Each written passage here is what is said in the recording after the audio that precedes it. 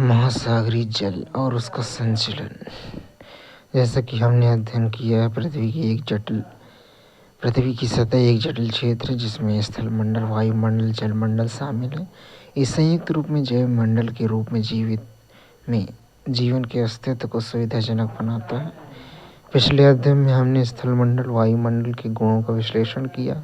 अब हम जलमंडल पर ध्यान केंद्रित करेंगे, जिससे पृथ्वी के जल निकायों का विशाल विस्तार शामिल है, जो हमारे ग्रह की गतिशील प्रणालियों का एक महत्वपूर्ण घटक है।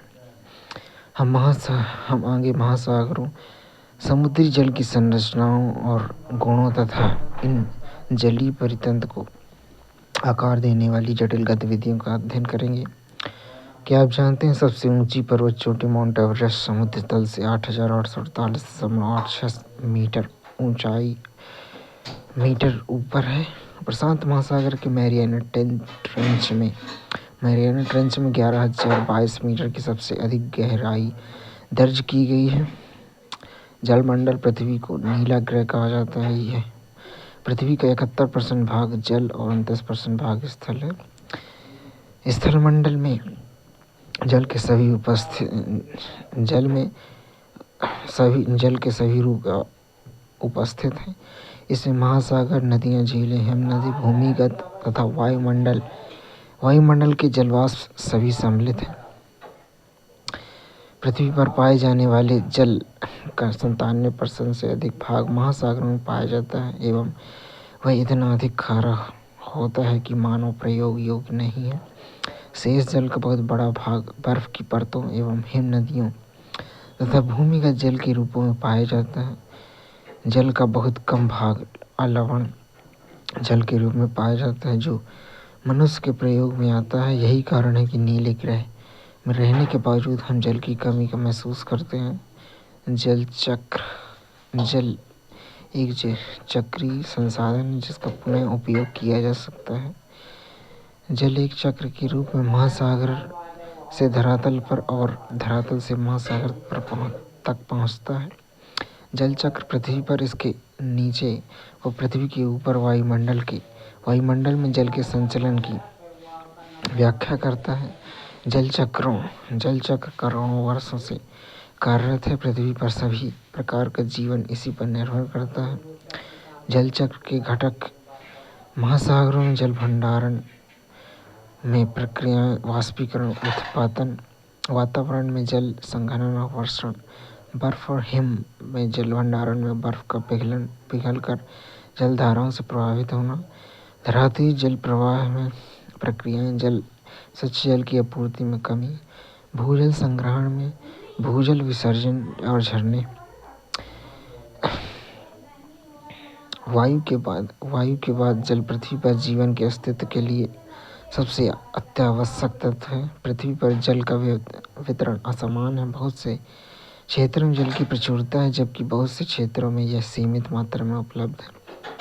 जल चक्र पृथ्वी के जलमंडल में विभिन्न रूपों अर्थात ठोस, द्रव, गैस के जल का परिसंचरण है। इसका संबंध महासागरों, वायुमंडल, भूपृष्ठ, आद्यस्थल और जीवों के बीच जल के सतत आदान प्रदान में भी है। पृथ्वी पर पाए जाने वाले जल का लगभग 71% भाग महासागरों में पाया जाता है। शेष जल अलवड़ रूप में हिमानियों, हिमटोपियों, भूमिगत जल, झीलों, सरिताओं और जीवों में संग्रहित है। धरातल पर वर्षा के रूप में जाने जाने वाले जल का लगभग 59% भाग महासागरों एवं अन्य स्थानों के वाष्पीकरण के द्वारा वायुमंडल में वापस चला जाता है। शेष भाग धरातल पर बहता है। कुछ भूमि में अवशोषित कर लिया जाता है और कुछ भाग हिमनदी रूप ले लेता है। उल्लेखनीय है कि पृथ्वी पर नवीकरण योग्य जल निश्चित मात्रा में है, जबकि मांग तेजी से बढ़ती जा रही है। इसके कारण विश्व के विभिन्न भागों में स्थानिक एवं कालिक दोनों रूपों में जल का संकट पैदा हो जाता है। नदी जल के प्रदूषण ने इस संकट को और अधिक बढ़ा दिया है। पृथ्वी के प्रमुख महासागर महासागर जलमंडल के मुख्य भाग हैं। महासागरीय जल हमेशा गतिशील रहता है। तरंगे, ज्वार भाटा, महासागरीय जलधाराएं। महासागरीय धाराएं महासागरीय जल की तीन मुख्य गतियां हैं। बड़े से छोटे आकार के आधार पर क्रमशः 5 महासागर: प्रशांत महासागर, अटलांटिक महासागर, हिंद महासागर, दक्षिणी महासागर, आर्कटिक महासागर है। प्रशांत महासागर सबसे बड़ा महासागर है। पृथ्वी के 1/3 भाग पर विस्तृत है। पृथ्वी का सबसे गहरा भाग मैरियाना गर्त प्रशांत महासागर में स्थित है। प्रशांत महासागर लगभग वृत्ताकार है।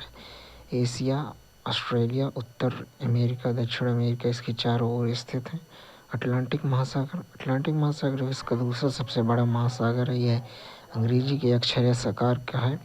इसके पश्चिमी किनारे पर उत्तर और दक्षिण अमेरिका है। पूर्वी किनारे पर यूरोप एवं अफ्रीका स्थित है। अटलांटिक महासागर की तटरेखा बहुत अधिक तंदुरित है।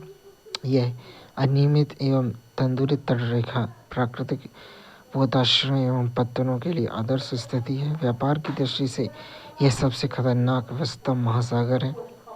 हिंद महासागर ही एक ऐसा महासागर है जिसका नाम किसी देश के नाम पर यानी भारत के नाम पर है। यह महासागर लगभग त्रिभुजाकार है। इसके उत्तर में एशिया, पश्चिम में अफ्रीका, पूर्व में ऑस्ट्रेलिया स्थित है। दक्षिणी महासागर अटलांटिक है। अंटार्कटिका महाद्वीप के चारों ओर घेरता है। यह अंटार्कटिका महाद्वीप के से उत्तर की ओर 30 या 60 डिग्री दक्षिण अक्षांश तक फैला हुआ है। आर्कटिक महासागर उत्तरी ध्रुव वृत्त में स्थित है। यह उत्तरी ध्रुव के चारों ओर फैला है। यह प्रशांत महासागर के छिछले जल वाले एक संकरे भाग में से जुड़ा हुआ है जिसे बेरिंग जल संधि के नाम से जाना जाता है। यह उत्तर अमेरिका के उत्तरी तटों एवं यूरेशिया से घिरा हुआ है। महासागरों की तली में विश्व की सबसे बड़ी पर्वत श्रृंखलाएं, सबसे गहरे गर्त एवं सबसे बड़े मैदान होने के कारण ये उबड़ खाबड़ होते हैं। महाद्वीप पर पाए जाने वाले लक्ष्यों की तरह ये भी विवर्तनिक एवं ये ज्वालामुखी एवं निक्षेपण की क्रियाओं से बनते हैं।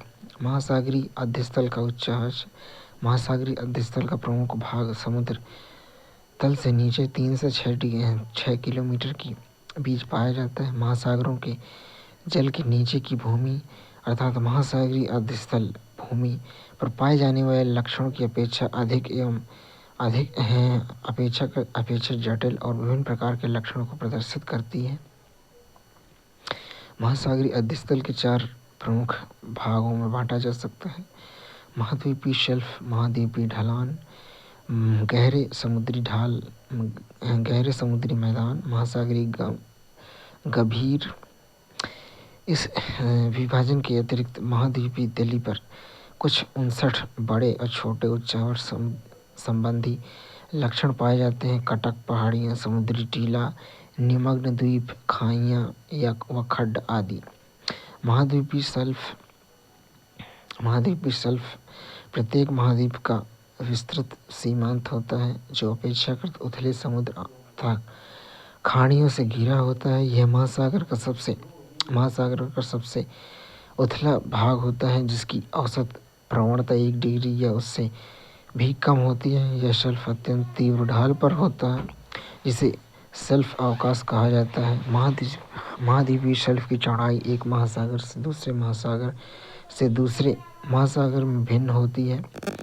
महाद्वीपीय शेल्फ की औसत चौड़ाई 80 किलोमीटर होती है। कुछ सीमांतों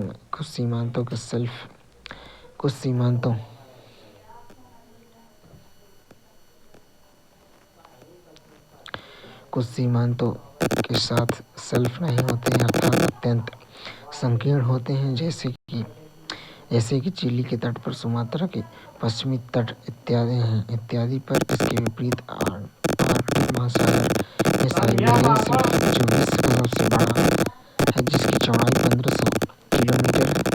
शेल्फों की गहराई भिन्न होती है।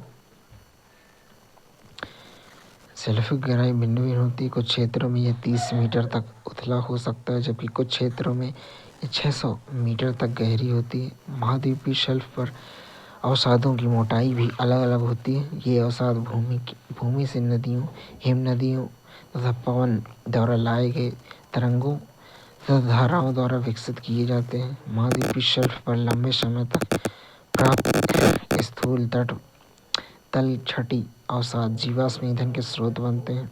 महाद्वीपीय ढाल महासागरीय बेसिन और महाद्वीपीय शेल्फ को जोड़ती हैं। इसकी शुरुआत वहाँ होती है जहाँ महाद्वीपीय शेल्फ की तली तीव्र ढाल में परिवर्तित हो जाती है। ढाल वाले प्रदेश की प्रवणता 2 से 5 डिग्री के बीच होती है।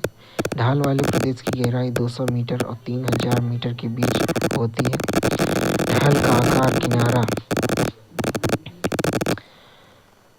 ढाल का किनारा महाद्वीपों की समाप्ति को इंगित करता है। इसी प्रदेश में कैनियन, गहरी खड्ड और खाइयाँ दिखाई देती हैं।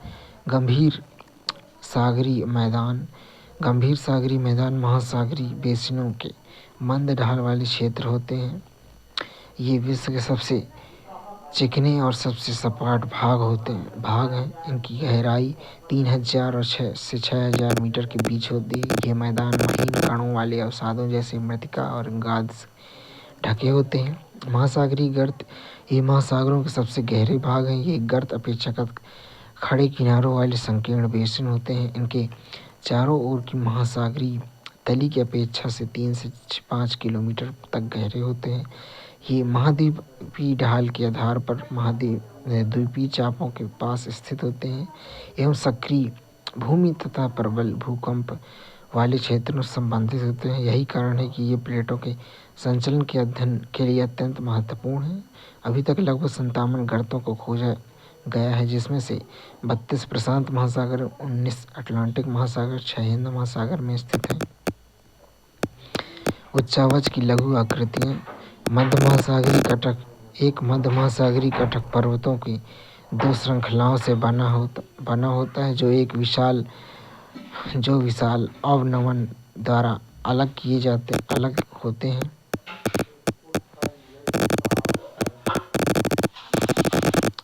जो 2 मध्य महासागरीय कटक पर्वतों की 2 श्रृंखलाओं से बना होता है जो एक विशाल अवनमन द्वारा अलग किए गए होते हैं। इन पर्वत श्रृंखलाओं के शिखर की ऊंचाई 2500 मीटर तक हो सकती है तथा इसमें से कुछ समुद्र की सतह